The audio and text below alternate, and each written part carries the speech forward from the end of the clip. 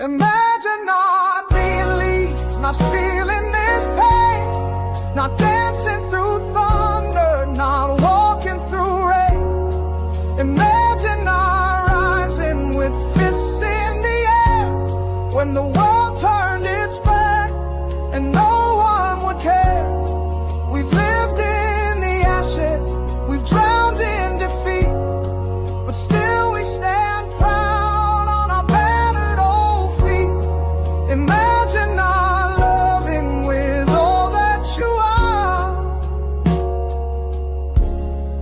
Imagine not being Leeds. We love you, Leeds, Leeds, Leeds. Hello, everybody. Hope you've had a good week. Welcome back to my favourite time of the week. It's Late Night Leeds.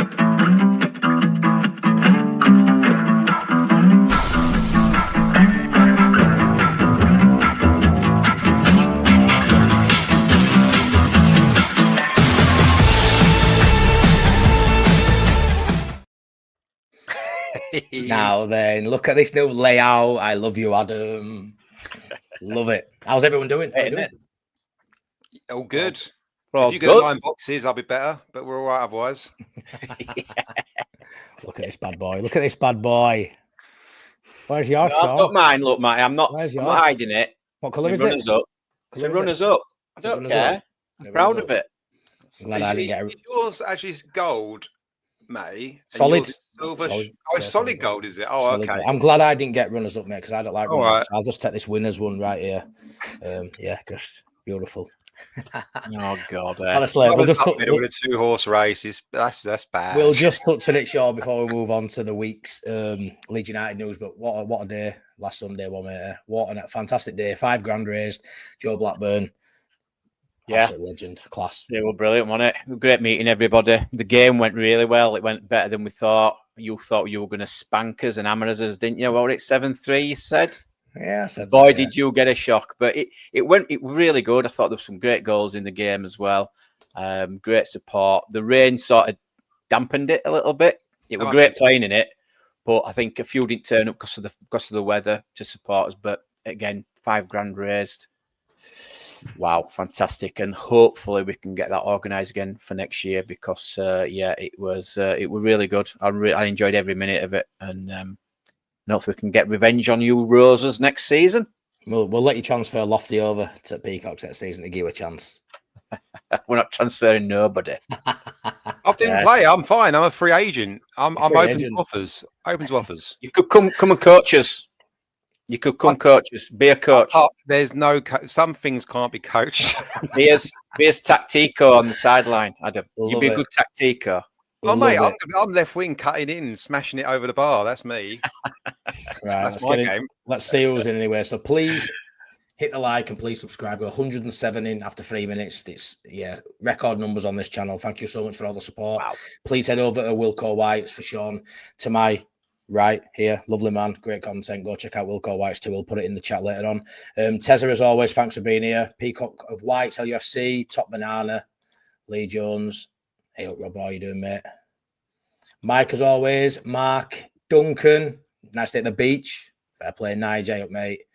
Angela, all the regulars, lovely to see you, Jam. How are you doing? The Three Amigos says Brookie. John Pepper, hey up. Hello, everybody. Up, Mr. Whitesnake. Hope you're doing well, mate. I'll have Mr. Whitesnake on full time to talk next week. He's coming on Tuesday night to put out on Wednesday. So really excited to have Steve on there. John Pepper. Let's get into it anyway, lads. And I'll get through the chats as we go. So I'd like to touch on the preseason friendlies to start with. So far, 2 down, undefeated, a nice, healthy win against an opposition that we should be beating, and one we would have loved to have beaten, but we looked very good in. Adam, how did you feel about that Scum game? We went through the lineup last Friday, didn't we? How do you feel it went? I think we played well. I was impressed, actually. I was impressed how quickly. So playing a 4-3-3 was good to see. Interesting. Yeah. And I think, as discussed last week, I think that's what we'll play going forwards because we've got 5 very good centre midfielders, or at least 4, plus Gruev. And they'll all want to start games of football. So you've got to put a 3 in there, I think, just to get them all in, as many of them in as possible. it worked quite well. We looked really solid first half. The thing is with a 4-3-3, you do rely on moments. You rely, especially with a pragmatic free in midfield, you rely on moments and getting the wingers standing up fullbacks massively. That was a picture of a cartoon person. That was good. Fit in. You rely on perfect. Wingers standing up fullbacks. You rely, and I think we actually looked better in the second half with Ramazani and James obviously over Harrison. Even Nonto had a really good half, but I think because he's not always running it behind, doesn't want to stand up fullback, try and go past him. I think that it limits you in a 4-3-3. I think you've got to have two out and out proper wingers. I think in a 4-3-3, you've got to get a lot of goals from that front three. I know our fullbacks get involved. Yeah. By the way, how good was Bogle as well? Bogle was brilliant. Bogle played so well. I think you do rely on, I say again, like it's all about combinations. And I think with a 4-3, last season we saw a lot of fullback and winger combination. This season with a 4-3-3, you'll see those outside midfielders getting involved in that combination as well, I think. And that rather than, because we obviously won't be a 10 to go over. So I think you'll see probably Stack and Longstaff, I'd guess, getting more involved in attacks and linking play up, and Bogle getting forward. Bogle played so well, like so well. I think it'll take to the Prem like duck's water. Surprised, Adam. Why do you sound so surprised? Well, because it's such as, I think you believe players can do it, but then until you see it, like we can all say it, and then until you see it, I know it's a one-off game against a relegation threatened side in them, but until you see it, and I think he played so well that it's really hard to stand out. It's hard. It's easy. You can play well, but actually to stand out on the pitch compared to all the players on the pitch, people have been playing Premier League for a long time. Yeah, fair. It's quite an achievement itself. And he really stood out. Didn't give the ball away hardly. Quick, athletic, always in the right position, always available. Always seemed to be available in defence and attack, which is quite an achievement as a fullback. So much on the fullbacks in this formation that I think Bogle and Goodmanson, once you get them in the same side, I think it'll be really good to see. So it was all very good. All very good. It was. Sean, anything to add? I thought we were better first half than the second. Yeah, I loved the 4-3-3 formation. I thought we moved the ball really well. I mean, standout with Nonto, Tanaka, Bogle, like you've just said, really working great in tight spaces. Some lovely little flicks as well. I thought Nonto to Bogle. I thought Nemecha for his first game, I thought did well. I thought he held up the ball, some nice touches. Surprised, actually, quietly surprised with him, and I thought second half we sort of reverted back to that 4-2-3-1 when Perri came on. I can understand what you're saying with Dan James. I like Dan James a lot more direct. Ramazani the same. Would it still work with a Nemecha sort of striker up top? Possibly. I thought Gruev played all right as well. Brilliant. No issues with Gruev in there. I thought Ampadu, did well. I thought we actually missed him second half when he went on the pitch. Rothwell. Longstaff, sorry. I thought he came in. He looked fine. Good. You can tell, to say he'd only just signed and he'd just come straight in, not really had much training with the team. Didn't look out of place at all. But I think the 4-3-3 is going to be the way forward this season. It's got to be, obviously, with the players that we've signed as well. I can't see anyone going out. I know we're thinking Gruev. I think that's just strengthening depth that we've got because of the three in midfield. I thought the left back was the weakest position for me. I know obviously Sam Byram started there. Goodmanson got maybe caught out a few times. I think he's that sort of player though, isn't he, Sean? Having to track back. Do we need another? I'd say you'd like one. I thought Bijol looked really good, nice and tidy on the ball. Him and Roden already look like they've got a nice little partnership going there. Goalkeeper, we can't really comment. Just did the basics. I thought Darlow did actually use his feet really well in that first half. Even sometimes when he was under pressure, he was calm with the ball and he still got it out and played some nice passes out. So it was a great little run out, and it's given me a lot of positivity from that game. I don't know about yourselves, guys, just watching it. I know obviously it was a game of two halves, but and we haven't seen the best, but I didn't think we looked out of place against what you could say. I mean, there were some good players started for Man United. I mean, they're not the best of teams, and they're not the Man United of old. We know that, but I thought we give them a real good go. And again, we looked fine. We didn't look uncomfortable. We did what we needed to do, and it's given me a lot more confidence. I can't wait to see us in the next few pre-season games. I were really impressed, lads, with the couple of players we brought in as apparent depth players. Yeah, Metche, your Bornhouse, I thought they looked really good. Because obviously there's been a lot said, haven't they, about, going back 10 days or so. We had 5 through door, or 4 or 5 through door. 2 of them were just sort of squad options. I think Metche, in the 2 games we've seen, touching on the 4-1 win as well against that German outfit, I thought he looked brilliant in there. He looked really physical. Everything we sort of thought we were getting, just that question mark against his fitness. If he can remain fit, and he's going to be that third option, like a Bamford's been for the last few years, what an option. What an option he looks. I think he serves a real purpose in terms of, as you say, in terms of his style. He does the donkey work, which is unfair, really calling it donkey work, but he does that really, really well. I think that he won't be a massive threat. I wouldn't want him starting 8-9 games in a row, because I think although he can hold the ball up, you got to have really good wingers next to him who score the goals. I think he can build off him, definitely, but I don't think he's going to score a lot of goals himself. Just going back to what you said earlier, Sean, I agree we looked better in the first half, by the way, but I think it was all in front of them. That's what I thought. So the link-up play and the 1-2s and the players working together, and actually the understanding of the formation looked really, really good. But I thought we just looked more of a threat in the second half, because actually the game became a little bit spread anyway. We had quicker wingers on, so it might have just been game state that played into that rather than anything else. But actually, I think it's quicker wingers. But I think Nonto, Ramazani, there's a thing out there, isn't it, about you getting more time in the Prem? And I've always sort of doubted it. I've looked into it a little bit, and actually that it is true. Like, it's factually true. So these lads will get more time in the Prem. And it's just about Longstaff quickly as well. I think Longstaff is the most 4-3-3 player. Like, he's such a pragmatic. He'll keep the ball. He gets around the pitch. He'll win his duels. He's that player that is perfect for us in a 4-3-3. But I think he fundamentally underlines what a 4-3-3 is.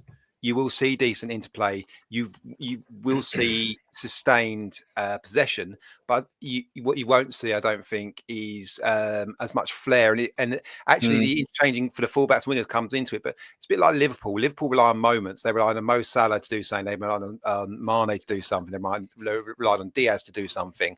They just get what their game play is all about, getting those lads into one-on-one situations. And I think if we're going to do that, you've got to have spot-on wingers for those situations. I think Dan James can do it. If Ramazani can do it, I think Nonto is actually a little bit behind that. He loves dropping in build-up. But that's where Paixao comes in, obviously, because he'll score you goals and get you assists. It's all end products. Do you think, Adam, Perri fits into that 4-3-3 system? Because I do, yeah. We're still dropping a little bit deeper, wasn't it, in the second? Well, when he played the second half. He does, but I think he does. If you have Nonto and Harrison next to him, I don't think he does. If you have Ramazani and James next to him, people are willing to run beyond him. I think he does. So I think it's about, like, I think Nemecha works because Nemecha was most advanced and always was, so you can play off him, Nonto, Harrison. So actually the free works. So you can work the frees in different. So who the free are and how they work together is really important as well. I think their profiles. Yeah. Who's caught your eye best so far in this pre-season? Because for me, I'm a big Ramazani fanboy. He got 2. He looked great in that second half against Scum. He looked great. He looked really good off that left. He gets 2 assists in the game against the German outfit. Looked really good again. Gets an assist for Metche, 1 for Nonto. I think if you're Ramazani, you couldn't get in front of Solomon last season. We're heavily linked with Paixao. That's probably in the back of your mind. We've seen last season, Joseph. You think Joseph was not a starting 9 before pre-season started last season for Leeds United in a promotion, needing to be a promotion-winning season. With a good pre-season, he became our lead 9 going into the season. So no matter what sort of money spent, no matter, if you're second, third in pecking order, with a good pre-season under your belt, you can make things happen, which is why I'm a little bit annoyed with Joseph that he's done this time, because he's way down pecking order, but with a good pre-season, maybe he'd improve that, which we'll get into later. But yeah, I think Ramazani, that's going to inspire him and push him to be better than he was last season. He needs to be, because he's going to be playing second fiddle currently if Paixao comes in. But for me, Pirro getting 2 goals and Ramazani, they've been the standout of what I've seen so far. What's your take on the couple of moments you've seen so far, lads? Sure. I thought Willie Nonto, and I'll go back to Man United game. I thought Willie Nonto, and we said it last season. This Premier League is going to suit Willie Nonto, and you're going to get more space, and that's probably going to be the same for Ramazani. They'll get more space, a bit more time on ball. Obviously, they've got a harder opposition to beat and to play against. I don't want to look too much into those games in Germany at the minute. Obviously, with the opposition that we played, like 3rd tier in Germany or something. Ooh, we're going to win the league. We're going to win the league. Come on, give over. It's a game of football, man. Don't tell me you're friendly, don't matter. Come on, what are you on about? No, but like I said before, I'm looking forward to the games against Villarreal and AC Milan. That's going to be a lot more telling than these little warm-up games, which is what it is, really, I know you've got to play who's in front of you. But for me, Willie Nonto and Bogle, you've got to say Bogle from that game against Manchester United. It's just sort of continued from last season into that game. And, I've got really high hopes for Bogle. And I think they'll work. It's hard because I want Dan James to play as well, but I really like Bogle and Willie Nonto on that right wing. Do you think Dan James is in threat of potentially being second fiddle to Nonto? Do you reckon that could happen?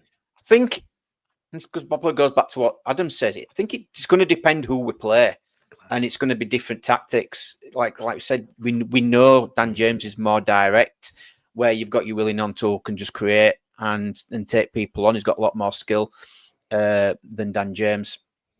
So it's just rotation options, isn't it? Maybe Dan James is going to be the one that maybe does come on towards the back end of games against tired legs, or to give us a different game plan. Like I said, go a bit more direct in games.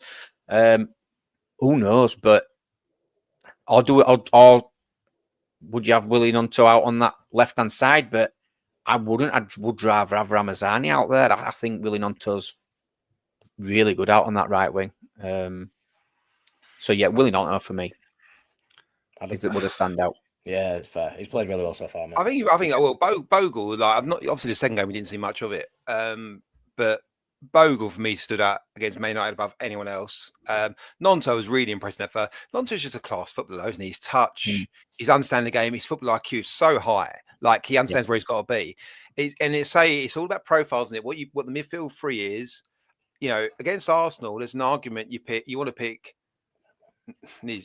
Nonto, and not saying, and a bit more pragmatic left side as well, and then a free midfield. But of course, then if Perry's got the ball, he wants to chuck it out. You want your Paixao and your James on the shoulder and try and get it forward. It might be where the goal comes from. So it's a balance, isn't it? And actually, it's horses for courses. And actually, that'll be the same as it'll be different through.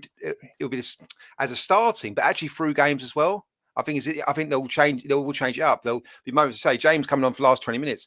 I think James will be a starter, same as Ampadu. I know there's been a lot of talk about Ampadu and Stack has to be a 6, and I don't think that's the case at all. Although he has played there, obviously, but mostly, I think James will be the starter. I think. But that can change. As you're talking about pre-season, a couple of decent performances, and it's how it all clicks together. If Stack does end up to the right side of the midfield, then Bogle, Stack, and Nonto get an understanding. A couple of games, they might start clicking and go, actually, that works really well. And then you might be looking at the Metro or Pirro, and actually, or a new forward, and saying, actually, what works in that situation. It's interesting because you always work your way around the pitch and see what all works in different situations. 100%. And I sort of look at that side and I go, who will start on that right, James or Nonto? And like Sean had a counter argument there, well, different games will suit. But we can say that about Leeds, Daniel Farke Leeds side as much as we want. He doesn't usually change for the opposition. But with this side now, it looks like he's got all the key ingredients and components to actually play different formations, different styles, different personnel, like, decent talent in the same position who offer something different in the same position. He's got all those elements. Will he use them? in the Premier League, there's loads of really good footballers regularly sitting on the bench. Of course there is. And they're sort of okay. They're okay with it. You're in the Premier League. It works. What you can't see, what no team does, as far as done with Championship, is go, right, if all my team's fit for the next 20 games, that is my 11. That just doesn't happen in the Premier League. You can't do that, and no one does that. So that people get opportunities. Longstaff and Stack aren't coming to Leeds United to sit on the bench. Neither of them are. No, Ampadu doesn't imagine sitting on the bench. Tanaka doesn't imagine himself sitting on the bench, and none of them certainly imagine themselves sitting on the bench for 30 games in a row, like or 20 games or 10 games. What do you think Longstaff's thinking, Sean, when we sign Longstaff and then a few days later we sign Stack? Do you reckon he knows that's happening with the media news? Does he reckon? Does he get told that by the club? Well, what I'm thinking is we're going to bring in Stack, and this is going to. Do you think that sort of thing happens, or is it just a case of we focus on him and whatever happens outside that happens? There's no doubt when you sign a player, you'll go through the tactics that they're going to play that season, the role that the manager wants you to play.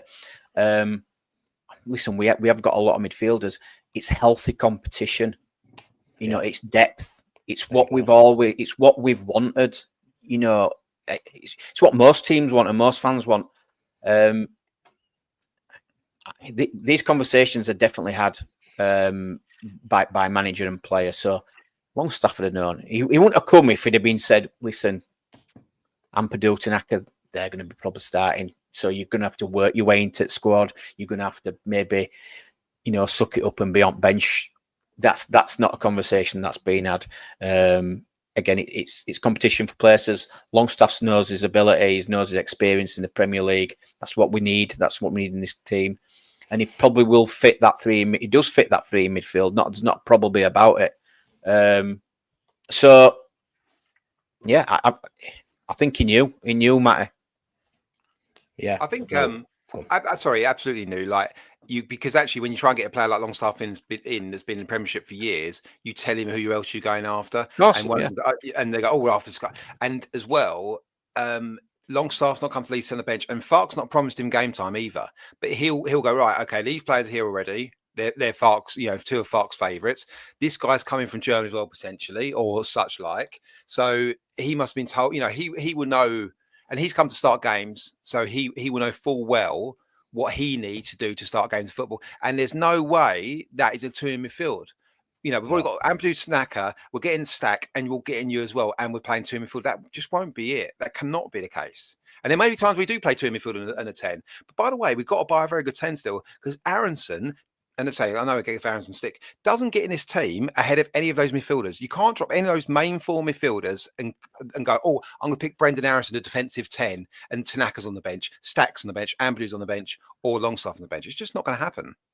Do you think we're going to do you think we're going to sign a 10, or do you think we're going to sign a left winger and a striker before season starts? I think that's it. I think 10 just gets mentioned by journalists as sort of as a throwaway comment, and also maybe a 10. I don't think we're interested in 10. I don't really want a 10.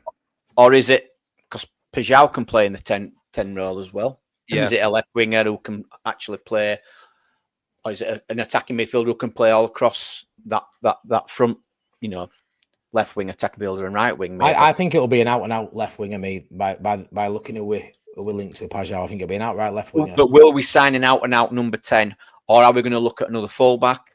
Even though I think we probably won't now. Well, just looking at who we're mainly linked with, mate. Munez is just an out and out 9. Paixao, I think he can play in a number of positions. But that's what I'm saying. Do you think we get them two in and then that's it? And obviously Perri signing. Hopefully them two, but if we don't get them two, I think it'll be someone similar. I don't think we're gonna sort of reinvent the wheel on this one. I don't think we're gonna go out there and bring a, you know, there's been rumours today of Hamer apparently still being looked at by Leeds. I don't see that happening.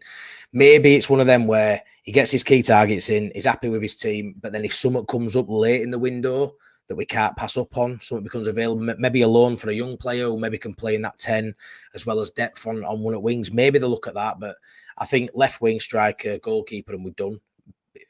I would love another fullback, like you say, but for all we know, they're looking at Schmidt right back as well, who can cover left. Go on, Adam. I think you're absolutely right. Schmidt. Yeah, Schmidt. Well, that is the thing, isn't it? The Schmidts as well. Like, will there be surprise players leave? You know, if we're getting a fullback, I'd like a left back that can back up good Munson. I think that's the player I'd want over anything else. Because I think as soon as you start playing a right foot there, you change the game completely. You can't go around the outside. So you change. you change how you're attacking and your formation, everything else. I don't think we get 10. I think we are looking at 4-3-3. I think I've seen people say, "Oh, we might interchange." I said it earlier, but actually, then thinking about it, and we could overcomplicate it. Sometimes lads will do this, and then we're going to coach you out into do it, and where you work in that format. It's a lot of work. I think 4-3-3. It can be a very pragmatic, but you can play it very different ways. You can actually go, it's Sanaka, actually, because Farke, when we played, it was about Roffa last year, progression, all that sort of stuff, fine. Carries the ball 10, 15 yards, pass forward. All our fast centre midfielders last year really played as DMs, never got ahead of the ball. No. So in a 4-3-3, will any of those three ever get into, will Longstaff arrive in the box? Probably. I think that makes some sense. I think he might do sometimes. Will definitely. Yeah. So if they are exactly, you still got the two centre midfielders back, so that you don't need a 10. Because Farke's always 10s have always been big lads that arrive in the box and win headers, attack the ball. It's not been about creativity. It's creativity always came from the wingers. We want wingers. We got wingers, and fullbacks push on. That's where the creativity. That's where the football happens. The middle of the pitch, very Jesse Marsh to score goals. Fine. And I think that's where it's not about 10. It's nothing to do with 10. It's just about actually the right player. Aronson is the 10, and as I said a minute ago, you wouldn't drop a single one of those centre midfielders for Brendan Aronson. It made no sense because he's a 10. So unless we're going to go spend 30 million on a 10, I don't see us getting a 10 because it makes no sense, and it makes no sense to buy a 10 either. So we're not going to do that. So it makes No, I can't see it either. Quick shout out. So WILKOWHITES is links here. Please go check out Sean WILKOWHITES channel. We've got 242 people watching. This is a record for Late Night Leeds. 242 is mental. Thank you so much. We're on 117 likes after 26 minutes. Thanks so much. We can get more. Let's keep liking. Let's keep subscribing, and let's just enjoy the show. Thanks so much for everyone who's in here. Honestly, we absolutely love you a bit. Thank you. It means a lot. We've worked so hard on this show every Friday for probably 4 or 5 months now, and it's growing. So yeah. Imagine Not Being Leeds will be chanted on the South Stand very soon. Let's hope so, Lee Jones. I'll keep doing my best. Thank you. Lucas Perri, let's move on. Goalkeeper. So I think a lot of people were hoping it'd be announced tonight, lads. I wasn't too sure.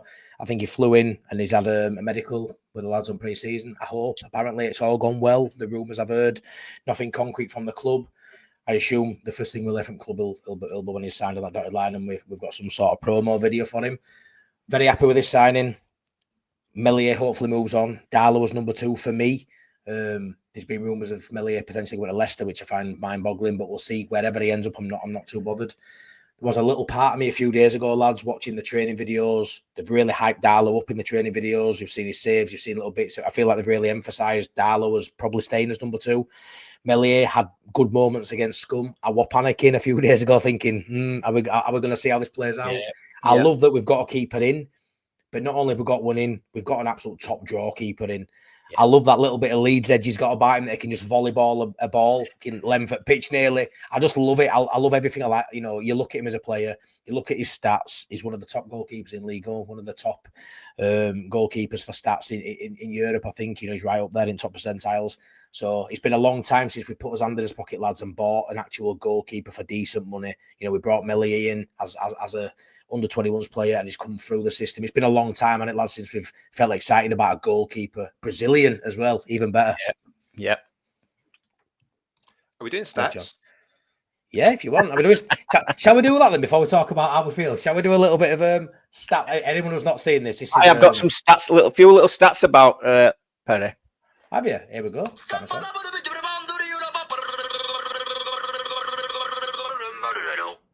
Stat man.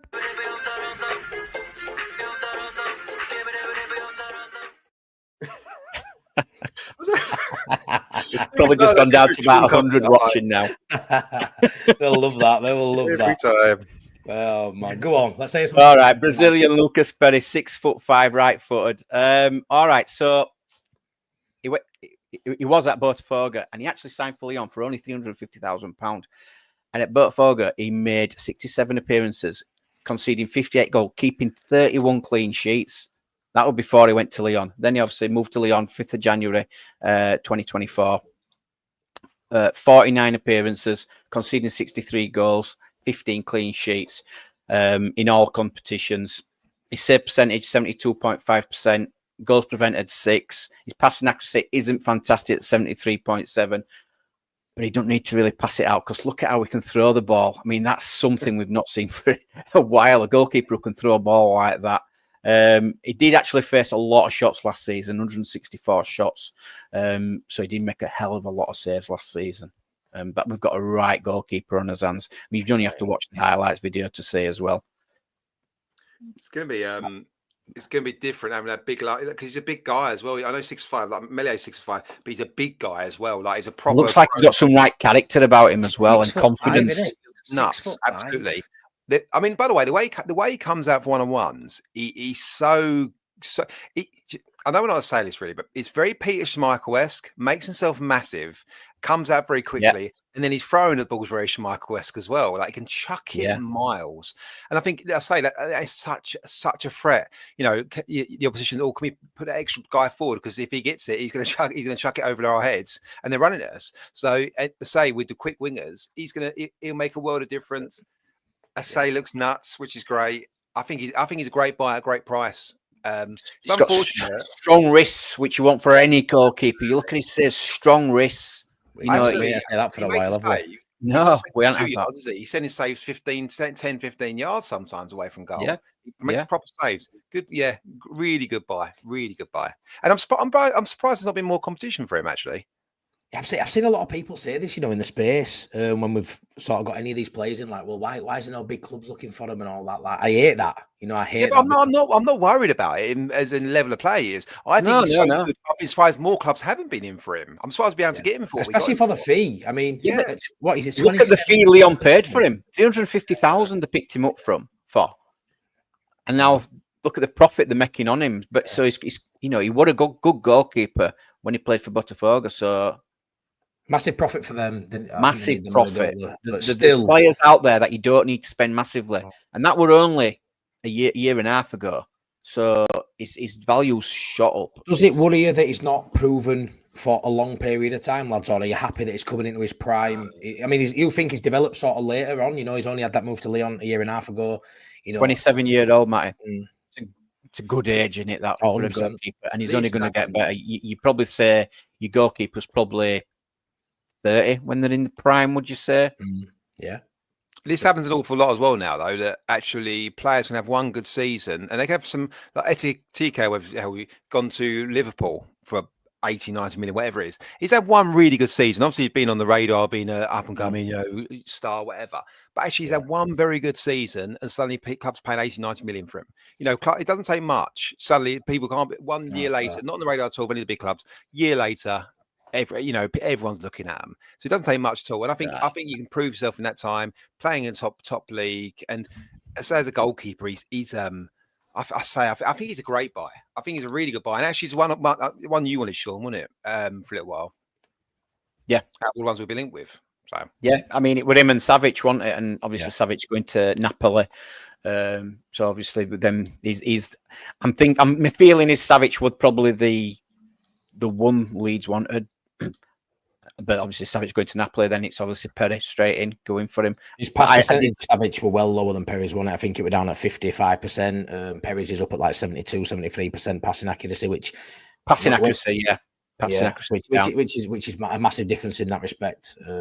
It's still tall, it's still physically imposing, which is what Savic had. Sometimes it's skewed though, because Savic, I think, is asked long an awful lot. I don't, you know, like Meslier's pass percentage is always good because he kicks it 2 yards, 3 yards, 5 yards, 6 yards. Exactly. You know, so it's a bit different. You're trying to spring the ball around, play it 30, 40 yards. Perri can throw the ball further than Meslier can kick it. Yes, absolutely. He can. Yeah. Yes, very much. For me, then, do you see that as our defence sort of settled now? We'll bring Perri in, mate. Like you say, maybe back end of window, they may bring in another left back, maybe. Yeah, potentially, mate. It depends how they view Schmidt, doesn't it? If they see Schmidt can play both sides, I may go with that, but I'm just not too sure. And you know, I'm a big Byron fan. I wouldn't like the thought of Goodmanson being out for X amount of weeks, having him there. But I think our starting lineup defence is sort of, we've got the norm in place, which is formidable, to be fair. I think it looks great. The physicality in there is unbelievable. Something we've not seen for a long time. You know, does that put to bed then Strike getting sold? I would say so. I think that'd be ludicrous to sell Pascal, mate. I really do. I think I think because I like Ball now, but I don't think he's ready to start. I don't think he'll start a lot of games. I think he'll have a few injuries. So Strauch is your number one backup. I think Ball now will end up being fourth choice naturally. So if you do, even if you do sell Strauch for 25 million, you've got to replace him with a 10, 12 million pound centre back. And that's coming in to sit on the bench. So it just seems a lot of work for not a lot of upside, really. A bit of money on PSI, obviously, on the net, etc. But I think, the defence is sorted. Like, really, by the way, the whole window's like cartooned them up down there. It's been so far more transformative than I thought we were going to do. And I've got a lot of faith in the 49ers. And I think they deserve a lot of credit. And Underwood and the chairman and everyone else who works, whoever else is working on it, I think they deserve a lot of credit for what they've done so far. Really do. I know we said that in the past. I think we looked at Ulster and gone, "Oh, that's gone well," but actually, this we've seen it. We've seen good, we've seen bad, we've seen average. We're all a bit older now. We can judge it. We don't just get excited about Robin Cox anymore. But it's but it's Robin's what? Well, some of us don't. Robin's Cox. Ron Healy will. Yeah, no, I think it's been transformative. The players we're linked with now are going to be the even more fun ones, the wingers and the forwards. Obviously, moving on to Igor Paixão, the main story that's doing rounds at the minute. It's the one what we'd love to get done. It's that cherry on top. I'd love to know, Sean, your sort of thoughts on Underwood. Can you give a little bit more meat on the bone about Adam Underwood, how well you think he's doing? Because for me, these sort of deals, especially sitting at the table trying to discuss the Paixão one with Feyenoord, seems a tricky deal, but it seems like he's played a blinder so far. We've been sat waiting, and now he's moved in. Do you think he's got the know-how, the ability to get this done? What's your opinions on him and this deal in general? He's had an amazing rise, hasn't he? He was running the academy. So. And then he was director of football, which is obviously what he is now. But then Nick Hammond was still there and sort of holding his hand for it all for a year or so. And I think he learned a lot from him. And the 49ers because you say about the 49ers, Maraf is, they own half of Rangers. They're doing whatever it is. They own an American football team, obviously.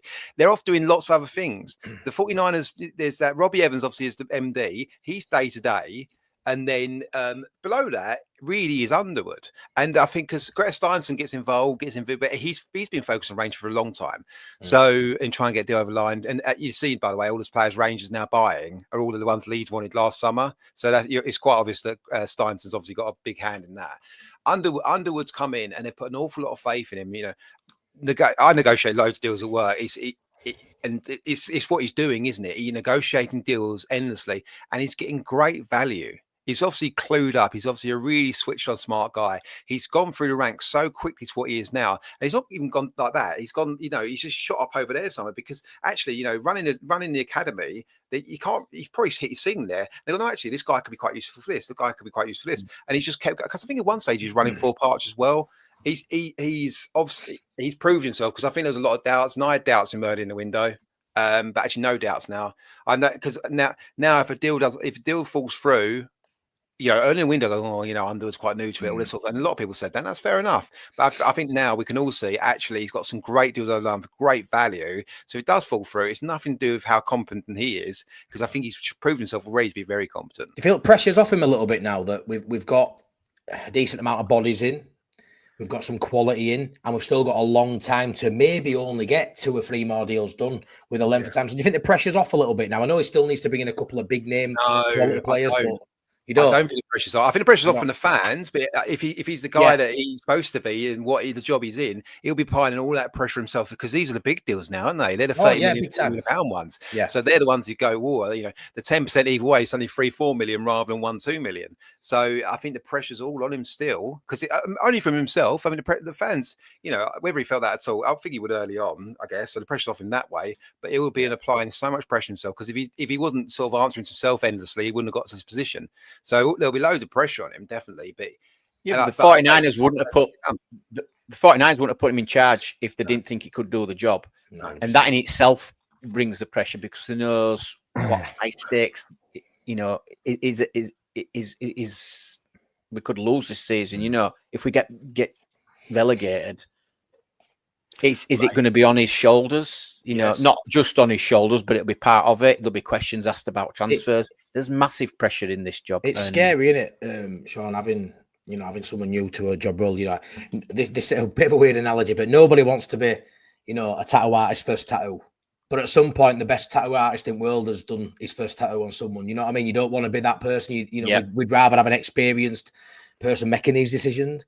But, by the looks of it, he's got this job because of seeing something in him, and he's obviously good at getting deals done. And, he's definitely... He's been building up in levels of quality. I feel like it's got higher and higher as the players have come through the door. And like you said, and there probably is a little bit of pressure there now to really nail it and make it. Because let's be fair, you get the players out that need to go out. You bring in a couple of these star men, and you're probably talking on a 10 out of 10 window, lads. Who'd have thought would have been talking? Like literally, what more could they do? Like last season, we thought, yeah, it's all right, is this? But we haven't got a 10. I always feel like there's been a hole. Every single season, year after year, no matter how good we've been, no matter under Bielsa, under Farke last year, we've been really. There's always been a hole. There's always been a square peg round hole. There's always been a player. How will he can fill in there? I feel like there'll be no need for that this year, lads. And that's. Do you think everyone knows this though? I mean, he's been at the club a long time. He'll know. He'll know what the fans are saying, what the fans want. I think it's been a great person to bring into that role. Really do. 100%. I think he's been brilliant. Absolutely. I think, by the way, so the deals left could double what we spent so far on Muniz and Paixao. I think they could double what we spent so far. Easy. That could be 70 odd million by them too. That'll take us to about 150, Adam, which is what we thought we were going to hit. Yeah. But it's a funny one, because I saw someone said about Strauch, 60 million we'll spend, it's all well and good. PSR's there's a lot of devil in the detail as well. It's because not just transfer fees, you might pay off wages, you're signing on fees, you're paying agents to go in and out. There's loads of stuff going on all the time. Because people on YouTube, everywhere actually, sorry, not people on YouTube, since that everyone talks about PSR as a really simple thing, but there's money going all which ways all the time. It's never quite as simple or amortize the contract over that long. Yeah, that happens, but it's but what we've done so far in deals leaves us loads of scope. That by the way, because that's like Elanga, for example, has gone to Newcastle for 50 odd. Like these lads, we've got 5-6 for similar price. So it's if there's half as good as we think they are, sorry, not quite half, mainly better than that. three quarters as good as I think they are. That it's brilliant work, And I know you sort of. It's a different pool you're shopping when you're just a promoted club. You've got to transform your squad. You've got to find a way of pushing the money to so far that you can get lots of players in. You can't go 20, 30 million on every player. You just can't do it. You can on a couple of players. And I think it's great, by the way, the 49ers are pushing those last couple of deals. They'll spend, and fair to him, Raf, they are going to spend all the money they can spend. And by the way, if this is the first window with PSR, your hands tied for PSR, second window, third window, like these guys are going to push us. Like we just got to keep going now. Like we got to stay up. Obviously, like I was only thinking earlier, like imagine we had to stay down. I don't know what I was thinking. I was just parking the car. Imagine we had to stay down. It'd be catastrophic. We'd have so half the squad. And last season we had to finish top 2 out of 24 teams. That's really tough. This season all we got to do is beat 3 teams and finish somewhere in the other 8. Got to get it somewhere. So it's sounds easy. Well easy. That sounds well easy. but I think they're giving a really good chance. And I do wonder, by the way, the end of this window, because they'll say 17th. What are the 49ers' real expectations? Are they 17th? Are they going, we want 12, 13, 14th to get bigger signings next summer and go, look, we're on the way up. We'll be Conference League in next season if you come with us. So, are they pushing it? What are their real expectations for Farke? Is 17th good enough? Is 42 points, 40 points, 17th, whatever, good enough? It'd be quite interesting to see. Don't get me wrong. I think they'll give him plenty of time because they have to. He's had lots of hand in the transfer dealings, but it will be quite interesting. What leeway they do give him. Yeah, that's fair. Yeah. I don't know. With the signings and the game against Man United, I know it's only one game. How are you feeling now about the season? Because I'm feeling really confident. A lot more confident than I was at the beginning. Yeah, it shifted my expectations. As it should. It has shifted, hasn't it? Yeah. Am I getting too carried away or not? No, I don't think we are. Because signings or no signings, by the way, we looked the better coach side as well. We looked like we knew what we were trying to do better than what they did. And he's been there for 6 months. Farke's changed new formation with new players coming in, a big changeover in squad. That's really, really quite exciting because it could have easily looked a bit messy because actually players are all getting used to it, talking through it, lose 3-0, and they go, okay, well, some 6 new players in the team, whatever it is, and the completely new formation. Actually, none of that happened. None of that. It all seems to be gluing together very quickly, very, very quickly. Yeah, I agree. Honestly, massive numbers. 269 in, 157 likes. Please keep liking if you're watching, please, and please subscribe to myself and Sean at WILKOWHITES. I'd love that, please. That's not that one. That one, please subscribe to Sean at WILKOWHITES. My good friend Sean, marching on with Sean. I'd like to check him out too. Yeah. And my second channel, Full Time to Talk, which is a mental health and football channel. So please check out those three. There. We would Brilliant. love that. So moving on to Paixao, really in particular. What's your thoughts on this getting done?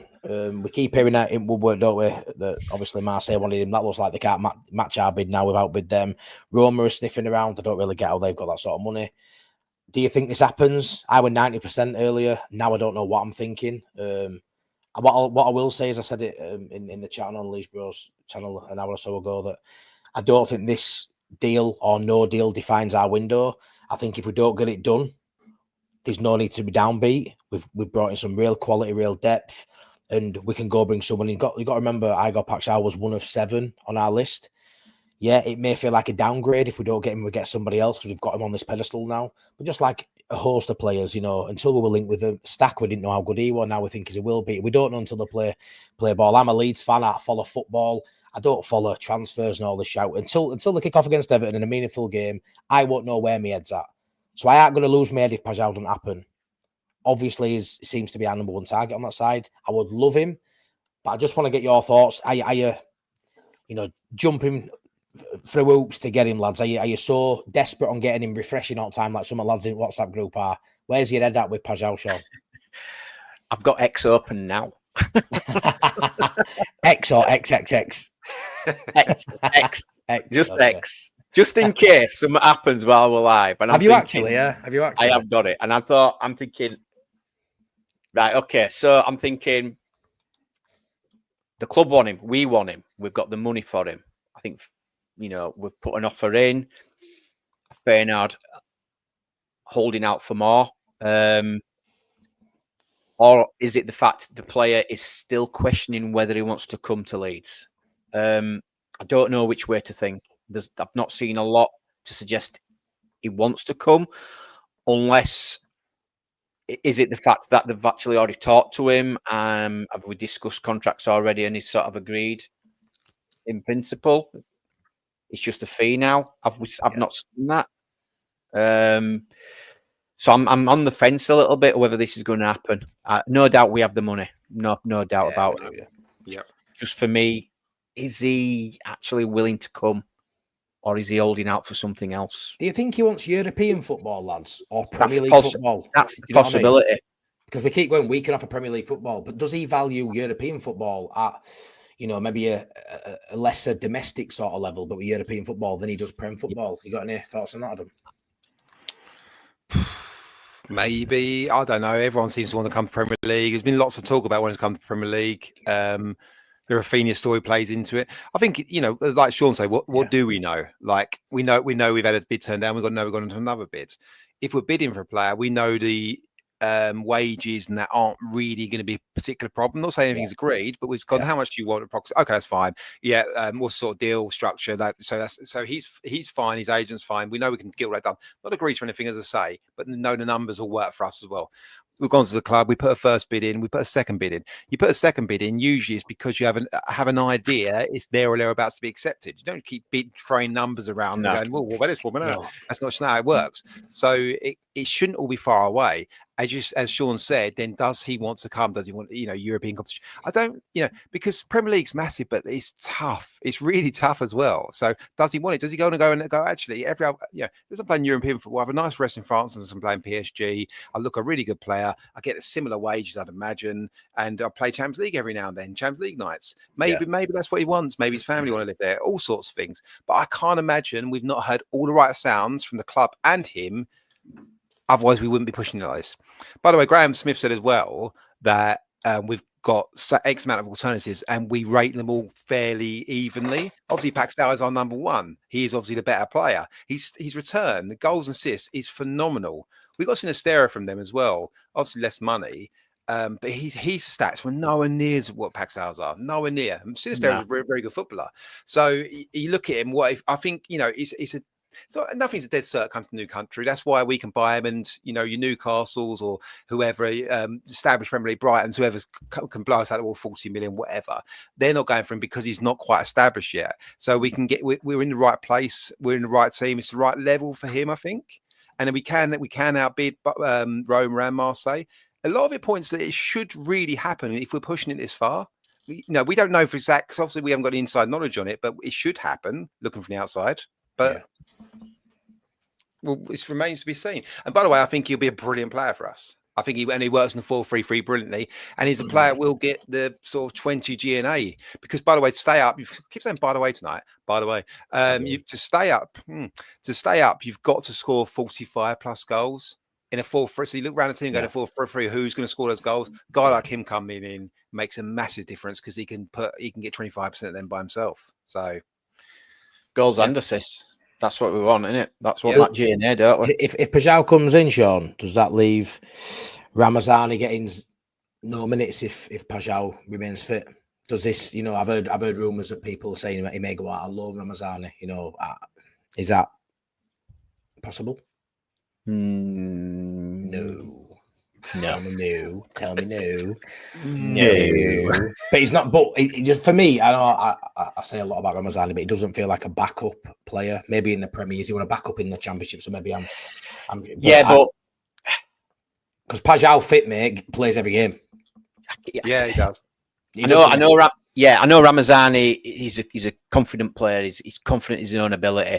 But if he sees a player like Paixao in front of him, for me, maybe he's got to accept that, or it's going to spur him on to do even better. I'm the same age, aren't they? Is he 25, Ramazani? Yeah.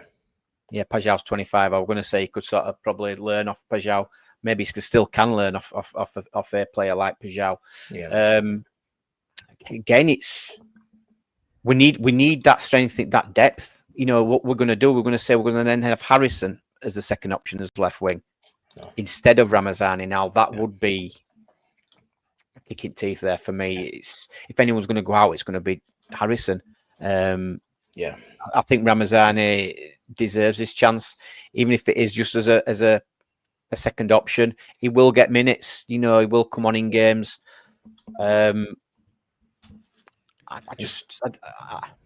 I wouldn't see what would the point of sending him out on loan for me. What would the point be? We either sell him or we play him. Mine would be Ramazani. Would he push it? Do you know what I mean? If he knows he's not going to start.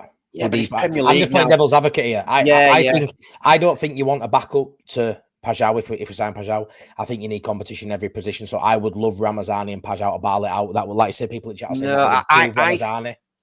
I think for me, as if I were Ramazani, I'd want to show that he can do it in the Premier League, and then if he's not getting the game time, then he might get suitors, get offers to move to a different club.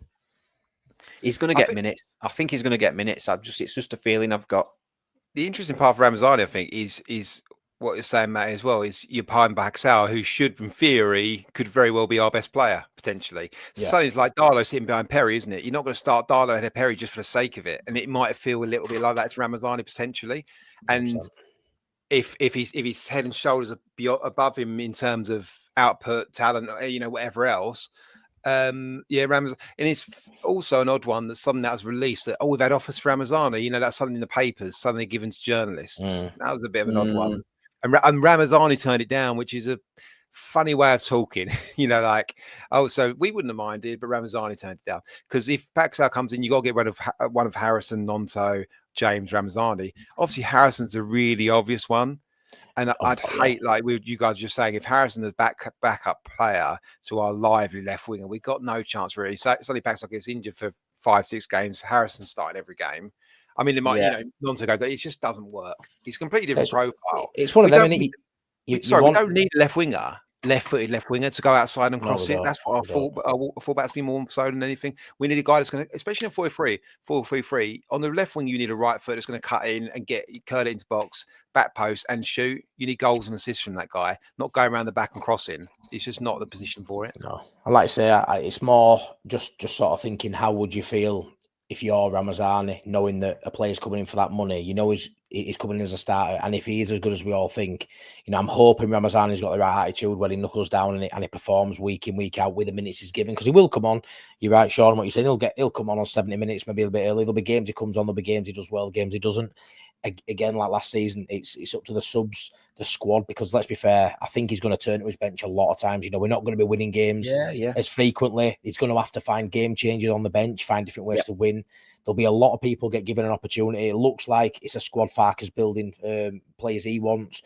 I don't think he'll look at his bench and see 2 or 3 that he fancies. I think he'll be able to see out of the 9, hopefully, 9 players that he can rely on, hopefully, this season.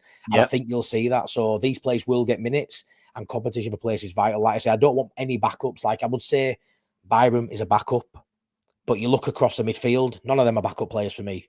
They're all competition. You look at the wingers. If we sign a Paixao, James and Nonto, all 4 of them, just like last season, the 4 wingers were competition. Striker, Pirro, if we sign Munez and Mecha, competition. There's no backups there, and I like that. And it's competition. It's a different profile of player. It gives us them options. It's great. It's great. I don't want to see anybody out of this squad really leaving, apart from Jack Harrison and Meslier. That's it. And Bamford, obviously, and you know, he's out anyway. But it's interesting though. Where does Aronson quite fit into it? I know you can see. We don't even mention him now, do we, Adam? No, nobody mentions him. Yeah, well, we haven't seen him in pre-season yet, even have we? I don't think. I mean, is he one that maybe again comes on last 15-20 minutes? If we just a hassle basically, which is what he's good at, isn't it? Just to run around, hassle. I think so. If we're trying to I want to say defend the lead, maybe not, but or maybe trying to make something happen up in them forward areas. I don't know. I just don't know where he fits. I really don't. I think if unless it's a change in formation halfway through a game, and if we need to, if the 4-3-3 is not working, then we have to go back to the 4-2-3-1. Then we probably might see an Aronson come in. That's potentially only it. I say I don't see who he comes into the team over talent-wise. But if Farke sees him as the only 10 in the squad, that's his opportunity for certain. You know, like coming on late as on the left wing to run up and down and mark a fullback almost getting forward. There's something in that potentially, but it's not much of a role, is it really? As a player, you're going to come on last 10 minutes sometimes to mark the right back. Well, thanks, Gov. Yeah, like it just doesn't give you much in the squad. So I don't know where he fits in really. And I should say he doesn't really get talked about, but that's just the level of footballer he is at the moment in this squad.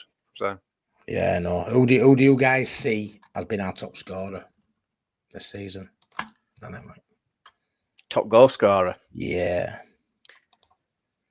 it's not in the club yet. Whoever we sign as 9. Oh, man, yeah, I think so. Yeah. You'd have to say so, wouldn't you? You'd have to say that. I agree. But I do think, maybe at least 2 of the 4 wingers have to get in between 5 and 10. Yeah. I think you're gonna. We're even looking. Let's be fair, lads. We're even looking at a centre half, thinking, can you get 3 or 4? Yeah, set pieces, mate, going to be massive.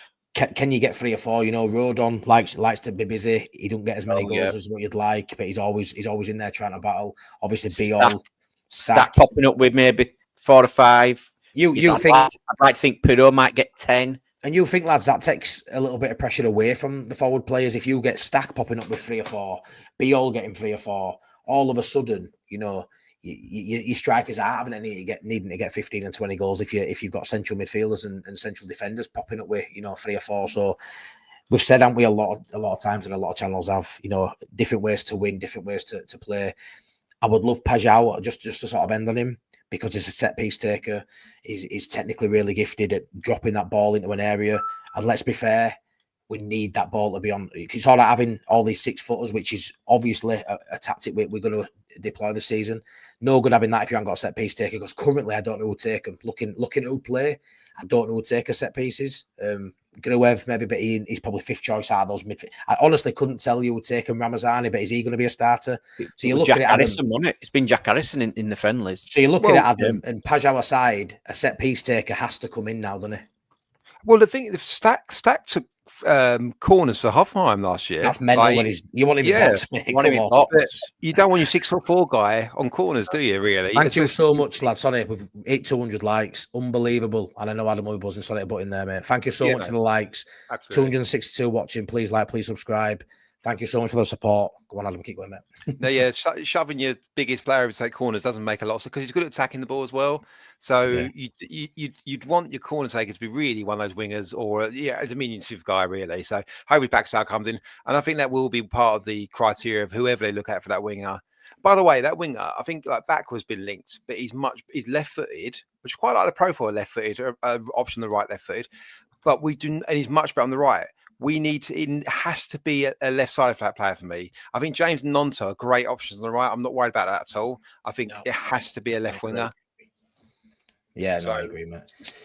Right, let's get your thoughts, boys, on Matteo Joseph. I want your thoughts on Matteo Joseph because this is a little bit of a sore subject for me. I'm a little bit annoyed. I didn't think he'd stay at Leeds. He's way down the pecking order. He's at an age he needs to play football. I understand, blah, blah, blah. I am annoyed that he's sort of pushed for it. He's now training under 21s. Why not just crack on and put your best foot forward and do what you did last preseason, this preseason? Because he'd have been playing. You know, we've seen Harry Gray getting minutes, assisting Pirro other day. He'd have been playing. Why do what he's done? Why try and push this? Is it a bit like the Willie Nonto thing, agent led, listen to wrong people? How would you feel about it, Sean? Not as bad as you. I've even took his shirt down. Signed shirt. I don't know what to do with it now. Who's Foster? Who's Foster 13? Just a guy that scored an absolute worldie on Sunday, mate. In the inaugural Creators Cup. Just a worldie. Yeah, I don't know who he is, mate. I don't know who he is. Yeah. I mentioned this on one of my videos, and I'm trying to see it from both sides. It's never nice when a player comes out and says he wants to leave, but I can understand why. You know, he's looking at the squad. We're looking at, new number 9, Pirro there. We've got Nemecha in now. Is that making 4th choice? It would have done. He wants to push on. Maybe he wants to move back to Spain. He's got family there. I think he'll do really well in Spain. It's a shame because I'd wanted to see him in pre-season and see what he were about. That's the thing. I think he's asked because the club asking too much for him. I mean, we're at 12 to 15 million euros, the wanting of the club. When you look at that, as he thought, maybe, well, nobody's going to give that. Nobody's going to offer that for me. Yeah, so I need to ask for a transfer. Yeah. I've no problem with a player wanting to go. And it's like Daniel Farke said, if he doesn't want to be here, then I don't want him here. I don't want him part of the squad. I don't think we'll get as much. I don't think we'll get 15 million euros. I think that's probably, we've still got a while to go in the window. That will come down. And if nothing changes at this minute in time, Joseph he won't be here unless he has a change of heart and says, look, okay. And we've seen it before, haven't we? Nonto was ill-advised. I don't feel like it's he's not being ill-advised, isn't Joseph. I think he knows what he wants to do. I'm not that cut up about it. I'm really not. Just as long as we get a good fee for him, because I do actually struggle. I'd struggle to see where he would fit this season anyway. I just don't think he's got game time. I know, I get all that. I understand why he'd be feeling that way. But he's under contract. He's being paid by Leeds. Currently getting paid. He'll be getting his pay packet end of week, won't he? If Farke expect him to go to Germany, which he should have gone. If he did refuse, that's not good enough. Side before self. And I agree with what you're saying, Sean. I understand that he's way down pecking order and he'll want that move. But like I say, he'll still be picking up his pay packet. So for me, you do as you're told. You've signed a contract. You're happy with. You don't know how you're going to feel 2 or 3, 4 years time. That's a gamble you take when you pull in a decent wage every week. That's what they do. They've got the luxury of doing that, haven't they? We haven't got that luxury. For me, do the bare minimum, which is showing up day in, day out and doing as you're told, for me. It happens all the time, doesn't it? Look at Rashford. It happens all the time. It does. But even the best players that do it, it's You know what it is as well. Driven by agents, it's driven by the player. We just got to accept it. I know, understand what you're saying. He's under contract, but you can't physically force him to come to training.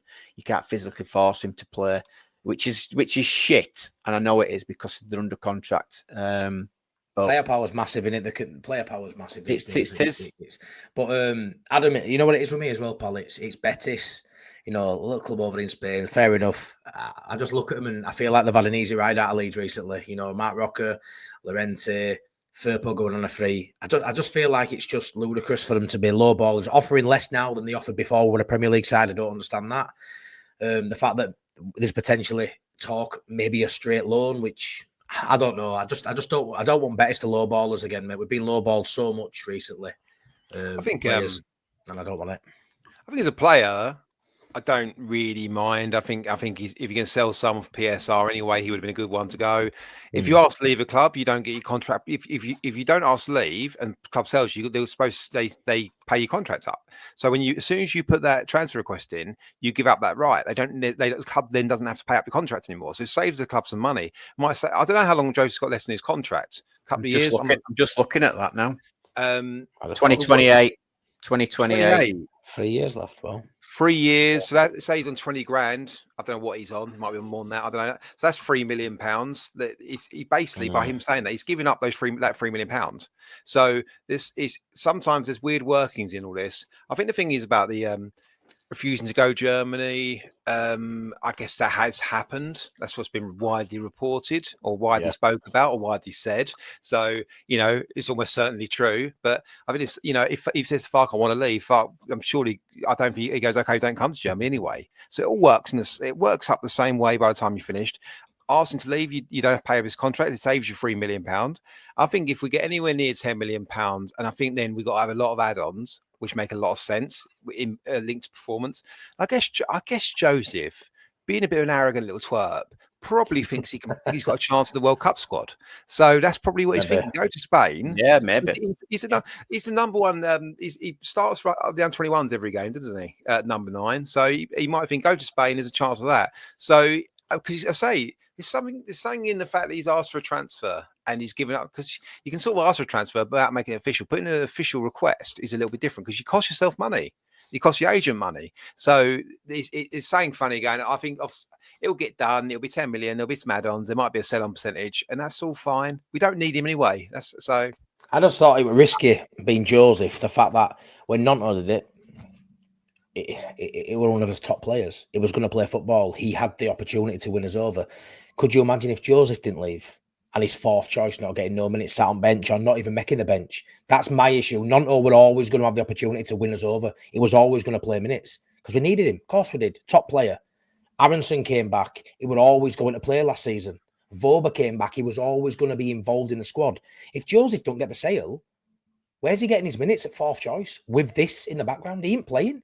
No, but he's threw away a season in Premier League. He's threw away a season. Fourth choice anyway. That's what he'll tell you. If you're asking me, you say, well, I was fourth choice anyway. But he wouldn't have been first choice last season without a good pre-season. No. I know he wouldn't have been first choice this season, but he may have gone down. You know, he could have overjumped Mecha if he'd have scored an hat-trick in one of the games. You know, jumping the Mecha and being third choice rather than fourth choice for one position doesn't really make much odds. Like I think he just doesn't see a route into it. I think he thinks Farke's probably not got much faith in him. And I think he wants to go and play football. I think he's got things going. So, yeah, by the way, he was first choice at the beginning of last season. Adam, he was first choice beginning of last season. Then he was second choice because Bamford won't fit. I'm just thinking now. Do you think if Farke had known this earlier, he wouldn't have told Bamford that he wanted in his plans? No, I don't think. I think he needs 3, and I think he's got Perri and Mecha now. I think he only ever needs 3. That's why I'm surprised Joseph wasn't being let go anyway. So but we got Mecha. We were always going to have Perri, and we were always still in front of the striker. Yeah. And Daniel Farke was expecting Matteo Joseph back at training. Yeah. I hope this didn't mean there's easier way back for Bamford. It surely won't be now. Obviously, with him saying what he said, Farke. Do you think we see more of Harry Gray then this season? A little bit. I think it'll be fourth choice. Yeah, be fourth choice. I think fourth choice. Maybe in the squad when we have maybe a knock to a striker, be on bench, but I don't think he'll get many minutes. Do you, Adam? But he'll be, No, I involved. don't. He'll be involved. It's great that he's over there with the first team, and I think he's got the opportunity right now to prove himself, to bump himself up. I don't think he can leapfrog any of them. To be fair, he's not, no matter what he does, he can't get ahead of Pro. Did you see that assist for Perri in that friendly? Lovely. Great ball, mate. mate. He's gonna be a brilliant footballer. He's gonna be a great really, footballer. really good. I say, like, he's a bit of a prodigy. So he's the kind of guy you just don't know now. It makes no sense. You keep him with the training with the first team. He plays under 21 football. It's fine. He'll be a very good footballer, but he understands his role. I think he's quite pragmatic in his thinking in terms of where he is and where he's at, and Leeds United and all those sorts of things. I think he. The unfortunate position. Yeah, he's a 9, which is great. It's what everyone wants, a 9 coming through. But modern football, there's one 9 on the pitch at any given time, isn't there? So that's where we're at. He can play in behind as well, which is good. He can, yeah. Looking at that, like Matt just said with that ball through to Perri, lovely little ball through there. I mean, by the way, the reports, man, you ask when you hear Aaron Lennon talking about best finisher he's ever worked with and all this sort of thing. I mean, and he means all that, and he's played with a lot of good people, Aaron. Long England career, Aaron Lennon. So he's going to be some footballer, and we've obviously got to find the best ways of getting that out of him. But as a young kid, unless you're built like Wayne Rooney, like a minion, Wayne Rooney built like a minion, then it's tough to play up front and play against Van Dijk. When you're 17 years old, it just doesn't happen. He just picks you up, moves you out of the way. So it is a tough position to play when you're a youngster. That's why he might eventually get. I think like he might break through next season and get more opportunity on left wing, for example, cutting and shooting late on in games, that sort of thing. Possibly 10 if we're playing one at that stage. But he's obviously going to come through a very good football. He's just got to bide his time, and he's perfect 4th choice for us. Yeah, agree. Jason asks, where do we draw the line when it comes to the price of Paixao? Where do we draw the line?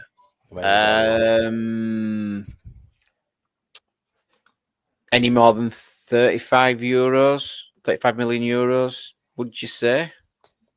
I'm okay with value. For me, it's not the value that sort of an amount on. It's more the time frame. I don't want to drag this out another week. I'm getting bored of it. Do you know what I mean? And I understand you've got to stay around. If there's a deal to be done, I understand why we're still there. But if we're still having these conversations 4 or 5 days from now, I'll be very, very bored of it. So it's not really the money. I think he's worth 40 million euros, mate. I do. Yeah, but one thing we know, the 49ers will they won't spend more than the the value of the player. Well, and I love that about him. Which is great. Yeah, the fact we've actually gone to 30 million. A roundabout, haven't we? We've put another bid in roundabout that shows that we've got the money, we've got the intent to actually spend big money on these players. I think there was the second bid's gone in, hasn't it? Yeah, maybe a third bid. It sounds very much, doesn't it, lads? That, there's only so much time we can wait, Matt, ain't there? Yeah, no, there is. It sounds very much like we've put a bid in, they've rejected, and instantly we've gone back with another one, like we expected it straight away.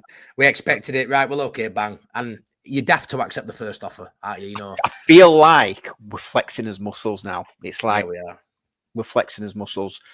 Marseille, no money. Roma, they've got no money either. I know there's interest, but it's there's still a chance he stays at Feyenoord, lads. There's still a chance he stays at Feyenoord. There is. I don't think they're playing hardball now. I think that unless they get an unbelievable offer, I think they'd happily keep him because he did so incredibly well, and he'll mean a lot to their fans. By the way, the whole thing on what's the ceiling, what we should pay. The interesting part about that is like what people say about Sunderland overpaying, which they did, but it's like beauty is not a beholder. Is what they can do for you. If Paixao comes in and scores, G&A is 15, 16, 17, right? He's worth 45 million pounds to us. He just is. So if he's going to do what he needs to do, he's worth much more than we're bidding. So if he's not going to do it, he's worth much more than less than we're bidding. Do you know what I mean? So actually, if the 49ers want to spend 50 million on him, I'm not bothered. It's not my money. 100%, absolutely. Isn't it? And it's money that's money that we can afford. We can afford to do it. Absolutely. 100%. And if we hadn't been shrewd early on, when there were a little bit of criticism coming in, we wouldn't have the money available for these sort of players, lads. Yeah. If we'd have overspent and spent, if every player had come in, if we were looking now, aren't we? I think his average spend over 6 or 7 players is about 10, 11 million. If that average spend were 20 million a player, we wouldn't have money for Paixao now. We wouldn't even be looking.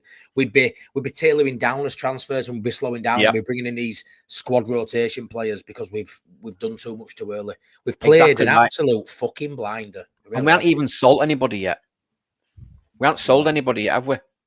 Farke must be in training like, chuffing hell. What am I going to do All here? these players. Yeah, look at this. 30 players to pick from. I don't like this. Yeah, it's class. So gives him decent numbers for matches in training as well. It gives him an opportunity to look at everyone done it. There's so many options there, but 100%, I expect 4, 5, 6 players to leave, and be interesting to see who those people are. Just go back to the question, sorry, as well. So I think don't think it's about money; it's about time. It's about how long do we keep doing this for? Yeah, can we actually get a deal over the line? Because if we bid another 10 million, I say if it's cost G&A's 15, he's worth another 10 million. If he to do anything, but it doesn't come down to necessarily performance. It comes down to can we get return that value if the shit hits the fan and we do go down? Can we get return value for him? And I think that's what it actually comes down to, the thought process more than anything else.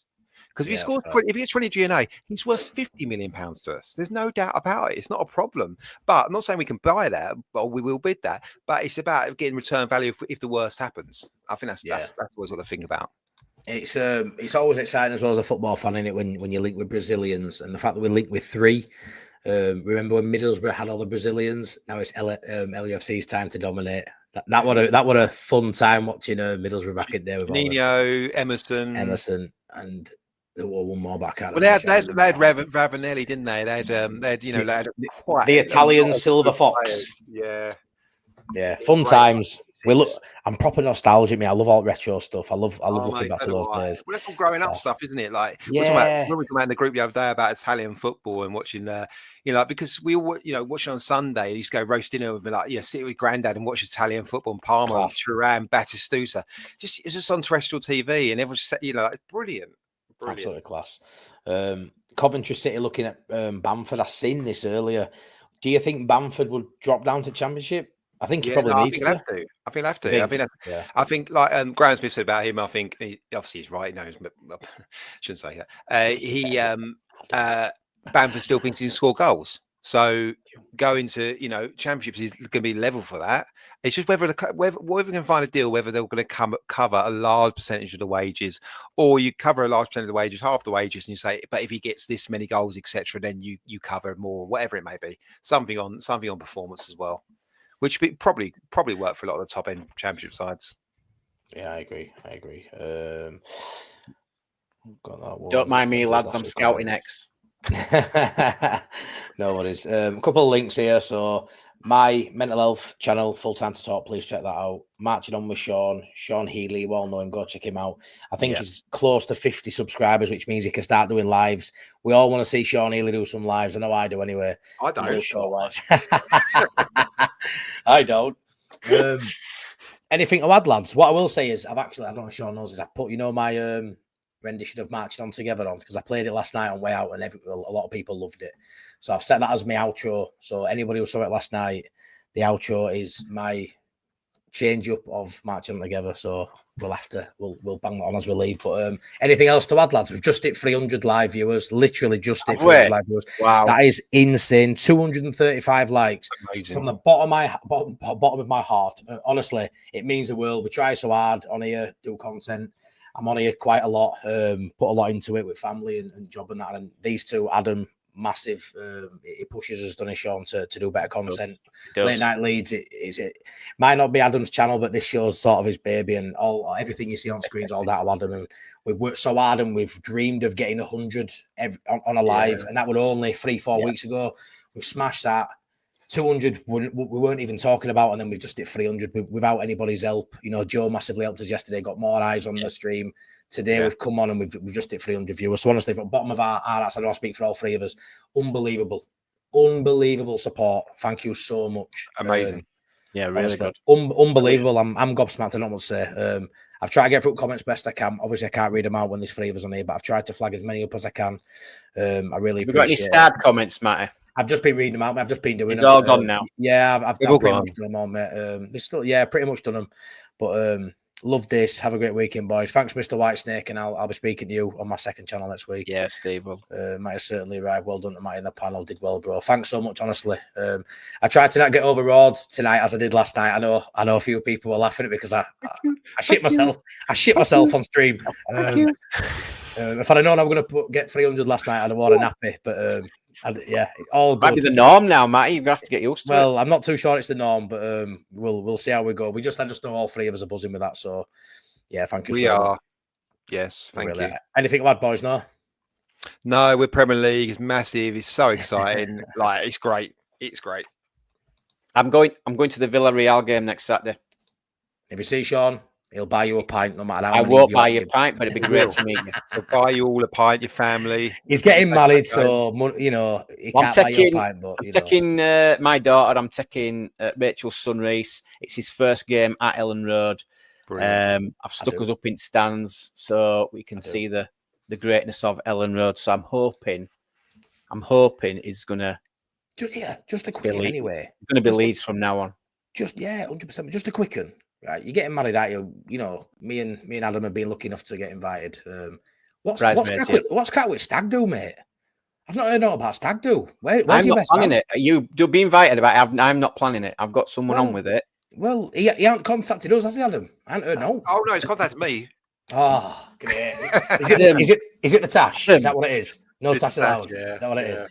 No, I don't know myself. Apparently, I'll ask about. There's a WhatsApp group. Oh well, no, we really have been left out. He's going to be starting a WhatsApp group, so I don't know. Before we go, can I just shout out our charity walk as well? Well, God, many people watching. So, anyone interested, right? I visited Andy's Mad Club myself. It's helped me through some dark times, and I have a son who has autism. Our Jonah is 6-year-old, so I wanted to do something for both charities, Leeds Autism Services and his Man Club. So we are doing a walk on Saturday, the 6th of September. We're walking from Scum, Old Trafford, 6:30 in the morning, set off to Ellen Road. This is, I want to get as many Leeds fans or anybody really wants to come on this walk with us. It's about 16, 17 hours, depending on breaks, 41, 42 miles. I've done it once before. It nearly killed me. Contact me on my socials if you want to get involved. Here's a little clip just to sort of run through it. Just to sort of show you, obviously, just walking from Old Trafford to Ellen Road. But yeah, a long old walk. I would love people to get involved. If you want to come, I'll need as much pushing as possible in a wheelbarrow. Hopefully, if you've got one back of your van. But yeah, like I say, all the money will be split between two amazing charities and his Man Club Leeds Autism Services. And Sean WILKOWHITES is doing it with me. Adam can't because he's got other commitments, which is fair enough. But I'm at a friend's wedding. Yeah, that's. You can walk there. Just you'll be late. It'll be fine. But yeah, no. Thank you so much for watching, everybody. Please check out Sean at WILKOWHITES, and I'm going to play you out with 270 people still watching. Unbelievable. Thanks for your support. Thank you so much. Thanks all. Bye bye.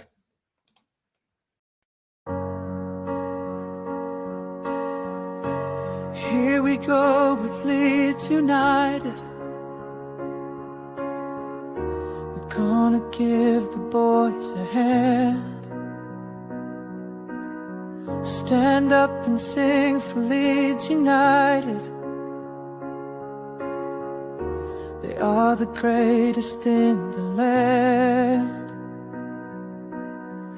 Every day we're all gonna say we love you, Leeds, Leeds, Leeds. Everywhere we're gonna be there. We love you, Leeds, Leeds, Leeds. Marching on together, we're gonna see you win. Na na na na na na. We are so proud. We shout it out loud. We love you, Leeds, Leeds, Leeds.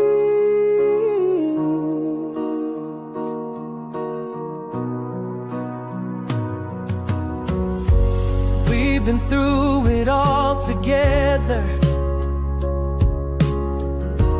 and we've had our ups and downs. Ups and downs. We're gonna stay with you forever, at least until the world stops going around. Every day